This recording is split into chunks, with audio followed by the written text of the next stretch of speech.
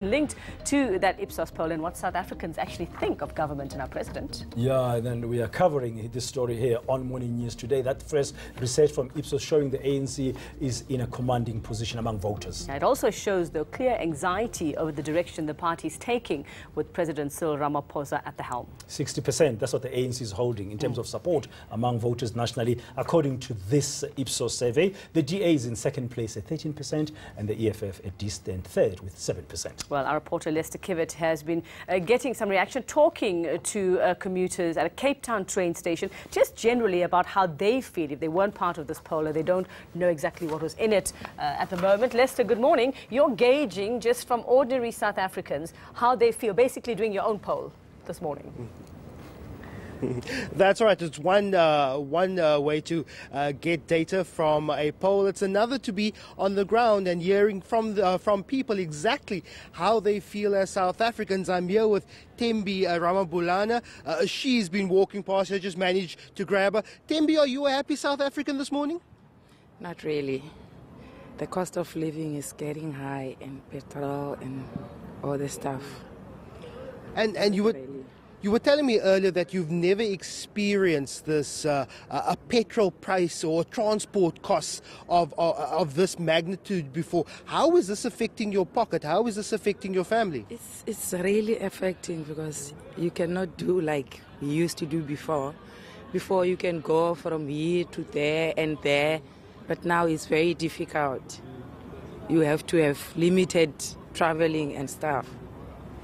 You telling me that you are coming, that you live in Goodwood. Just exactly, are you satisfied with the type of services that government or the city council is providing you there? Is there anything that you would change that would make your life easier, make you a bit happier? I didn't understand that one very well. Is there anything that government can do to make you a happier citizen? If they can they please try to do so? Because things are not like how it used to be when we were growing up. What would you have government do? What do you want government to do? There's a lot of things they have to change. There's quite a lot of things they have to change. There's quite a lot of things to change. And not mentioning any political party, but do you have faith in political parties to come next year when we go for an elections to implement any form of change, whether it be here in the Western Cape, whether it be nationally? Do you have any faith in political leaders at all? No. Why not? I'm not into politics though, yeah. I'm not into politics though. But the only thing that you are really concerned about is the cost of living. Cost of living. Cost of living is very bad.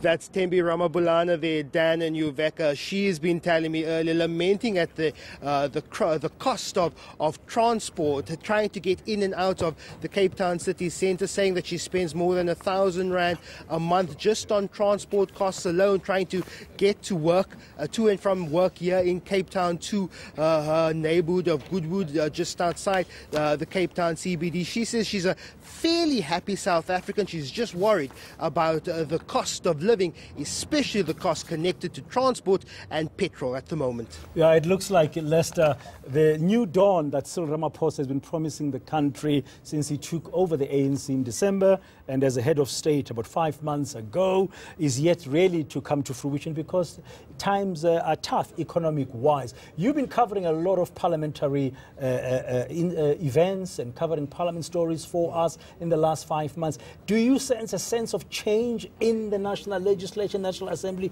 since CR came in?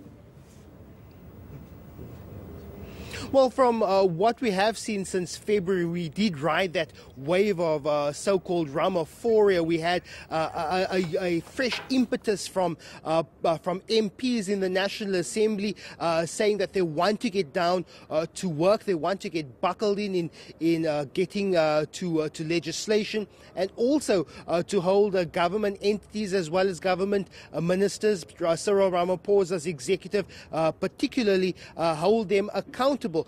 But for the last a month and a half or so, Parliament has been on recess. They only come back in August. And what I've been hearing from many political parties and many political observers is that maybe this parliamentary time out was needed so that all political parties could go back to the corners, can go re-energize, re-strategize, and come back in August for what would be just the last 2 terms of the parliamentary year. As all systems go already for a 2019 general elections, hearing from the debate that we're seeing in the National Assembly, the parties are already campaigning on the platform of Parliament, and it's going to be a bumpy ride for the next 12 months as South Africans get ready for the 2019 general elections. Thank you very much, Lester, for that. This morning, Lester Kiewit, our colleague there in Cape Town, just gauging South Africa's sentiment this morning on the background of that IPSOS survey that's done annually, just to see who people might be voting for next year. Yeah, this